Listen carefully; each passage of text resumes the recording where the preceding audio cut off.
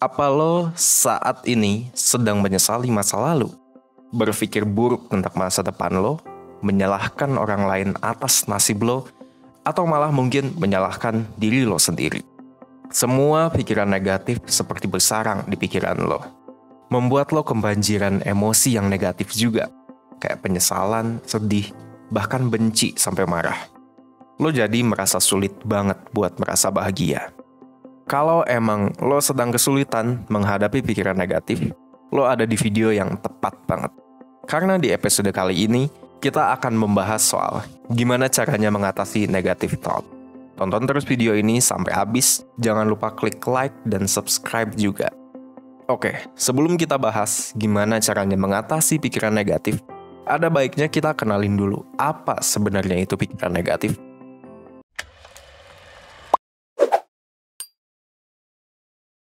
Di literatur berbahasa Inggris, pikiran negatif dikenal dengan istilah negative thought.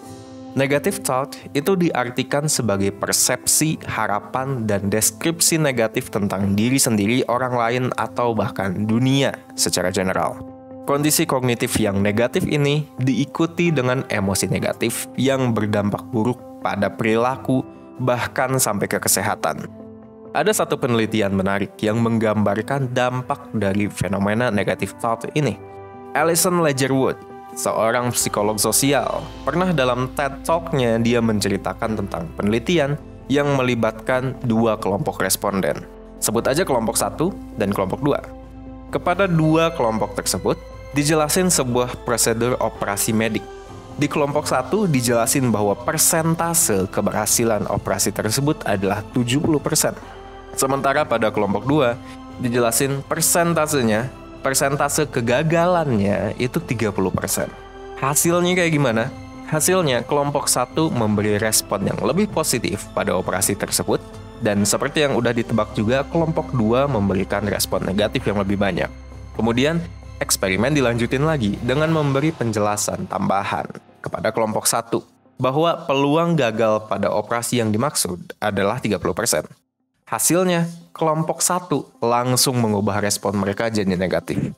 Gimana dengan kelompok 2? Setelah dijelasin bahwa operasi memiliki peluang keberhasilan 70%, mereka enggak mengubah respon mereka sama sekali. Tetap negatif.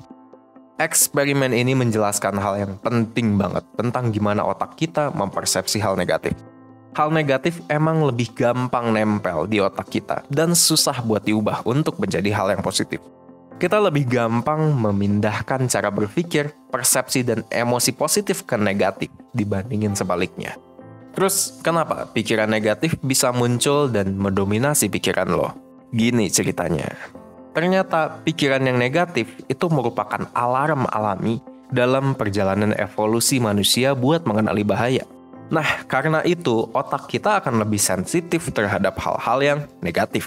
Bagian otak yang bertanggung jawab untuk menemukan hal-hal negatif di sekitar kita, ini bagian yang disebut sebagai amigdala. Amigdala juga yang berperan untuk memindahkan pengalaman negatif dari memori jangka pendek ke memori jangka panjang. Nah, itu yang pertama. Yang kedua, ceritanya juga nih, ada satu hal yang namanya distorsi kognitif. Ini adalah istilah psikologi yang mengacu pada pola pikir dan rasa percaya pada sesuatu yang salah dan gak rasional. Tapi tanpa sadar kita terus menerapkan distorsi kognitif ini untuk merespon ke lingkungan kita. Dari 10 jenis distorsi kognitif yang ada, seenggaknya ada 4 yang kemungkinan sering lo lakuin tanpa sadar dan perlu banget buat lo kenalin. Yang pertama, pemikiran hitam putih. Lo nggak kenal sesuatu yang abu-abu. Menurut lo semua hal itu adalah kalau nggak bener banget ya salah banget. Lo berpikir kalau misalnya lo nggak keterima kerja di tempat yang lo pengen, ya artinya lo gagal 100%. Lo nggak memperhitungkan faktor-faktor lain. Kayak misalnya emang kultur kerjanya mungkin nggak cocok sama kepribadian lo. Atau mungkin plan hiringnya mereka berbeda. Atau mungkin plan hiringnya mereka berubah. Lo mungkin nggak mikir sampai situ. Yang kedua, personalisasi. Alasan lo cemberut hari ini, lo langsung mengira bahwa pasti karena kerjaan lo ada yang nggak beres. Lo bikin semua kejadian gak enak di sekitar lo itu jadi personal, seolah-olah semuanya itu salah lo. Padahal enggak juga. Yang nomor 3, saringan mental. Saat lo dapat kritik sekali dari atasan lo bisa seharian mikirin hal tersebut. Dan lupa juga bahwa atasan lo juga beberapa kali pernah muji hasil kerja lo. Intinya lo fokus ke hal-hal negatif dan melupakan hal-hal positif yang pernah terjadi. Dan yang keempat adalah berpikir skenario terburuk akan terjadi. Setelah lo melakukan kesalahan kecil di dalam kantor, lo langsung berpikir bahwa lo akan dipecat. Karir lo akan mandek selamanya. Lo nggak akan bisa lepas dari keadaan ini. Distorsi kognitif jenis ini mengarahkan lo untuk memikirkan kemungkinan yang paling buruk dari seluruh peristiwa dan meyakininya bakalan terjadi. Kalau misalnya kita lihat nih, empat-empatnya ngeri, jujur aja. Tapi lo akan kaget betapa seringnya orang-orang melakukan 4 hal ini. Pikiran negatif atau negative thought ini harus banget lo waspadain. Lo harus aware. Lo harus bisa menghandle diri lo sendiri dan peristiwa hidup sehari-hari. Aaron Beck, seorang psikiater, dia berhasil menemukan korelasi antara pola pikir yang salah dengan munculnya gejala-gejala depresi. Setelah melakukan observasi klinis pada pasien-pasien yang menderita depresi, ia berhasil menemukan bahwa ada kaitan antara pikiran dan keyakinan dengan depresi. Keyakinan di sini nggak ada kaitannya sama agama. Maksudnya adalah apa yang dipercayai penderita tentang diri sendiri dan lingkungannya. Menurut Beck, ada 3 rangkaian kognitif negatif yang bisa memicu depresi. Yang pertama adalah pandangan negatif terhadap diri sendiri. Yang kedua adalah kecenderungan untuk menginterpretasi pengalaman secara negatif. Dan yang ketiga adalah pandangan yang suram akan masa depan. Sebuah artikel dari Psychology Today juga menyebutkan bahwa depresi itu mengalir dari pikiran-pikiran negatif. Orang yang menderita depresi secara nggak sadar telah mengembangkan pola pikir negatif, seperti yang udah gue sebut sebelumnya. Lama-lama pola pikir ini menjadi kebiasaan dan menyebabkan akhirnya mereka lebih mudah untuk jatuh ke depresi. Oke, Persemers. Habis ini gue akan berbagi tips gimana caranya mengatasi pikiran negatif. Tapi dengan catatan, proses mengatasi pikiran negatif ini nggak bakal kayak ngebalikin telapak tangan. Butuh komitmen kuat untuk menjadikan langkah-langkah yang akan gue sebutin ini sebagai sebuah kebiasaan. Harapannya habis ini pikiran negatif lo akan mulai terkikis sedikit demi sedikit. Oke, jadi tipsnya apa aja nih? Ada 4 tips yang akan gue bagiin. Yang pertama, tantang pikiran negatif lo. Saat lo kalau misalnya lo sedang dikuasai sama distorsi kognitif, pertanyakan pikiran lo sendiri. Misalnya, distorsi kognitif lo mengatakan bahwa atasan lo cemberut hari ini karena hasil kerja lo nggak oke. Tanya ke diri lo sendiri, ada nggak kemungkinan lain yang menyebabkan dia cemberut? Kalau ada, apa? Masalah di rumah, macet di jalan, ban kempes, motor mogok. Nah, ada kemungkinan lain kan sebenarnya menyebabkan dia cemberut. Bukan hasil kerja lo. Mungkin hasil kerja lo, tapi lo nggak pernah tahu kalau misalnya lo nggak nanya. Toh dia juga nggak negur lo soal kerjaan kan? Kalau misalnya nggak, kenapa lo harus mikir ke situ? Oke, itu yang pertama. Yang kedua, ambil jarak dari pikiran negatif. Pernah nggak lo ada di sebuah situasi di mana lo terus mengulang-ulang kejadian buruk yang terjadi di kantor? Dikritik atasan, tapi terus lo puter ulang terus di pikiran. Akhirnya lo terjebak di dalam pikiran negatif yang lo ulang lagi, dan lagi. Kalau misalnya gini kejadiannya, lo harus ambil inisiatif untuk memutus pikiran ini. Atau nanti, emosi lo juga akan kebawa jadi negatif. Kalau misalnya susah, biarkan diri lo larut di dalam pikiran negatif ini, tapi beri batasan waktu. Misalnya 5 menit. Setelah itu langsung alihkan pikiran ke hal lain. Dan tahan diri lo untuk nggak jatuh ke pikiran negatif tadi.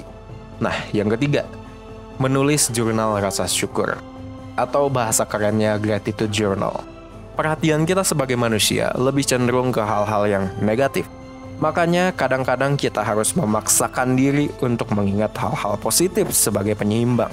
Lo bisa melakukan ini dengan menuliskan hal-hal yang lo syukurin hari itu di sebuah diary atau di jurnal. Kalau misalnya lo jijik sama kata diary, ya udah kita bilangnya jurnal aja. Luangkan waktu sebelum tidur 10 menit aja untuk nulisin daftar hal-hal yang lo syukurin. Dan tips yang terakhir adalah fokus pada kelebihan lo. Tarikan pikiran negatif akan ngebawa lo untuk fokus pada kelemahan-kelemahan. Lo harus lawan ini dengan mulai mengalihkan fokus ke arah kelebihan-kelebihan. lo bisa aja buat catatan pribadi untuk bikin list apa aja sebenarnya kelebihan lo. Dan next time lo mulai berpikir yang jelek-jelek soal diri lo, coba ingat kelebihan-kelebihan yang udah lo tulis di daftar ini.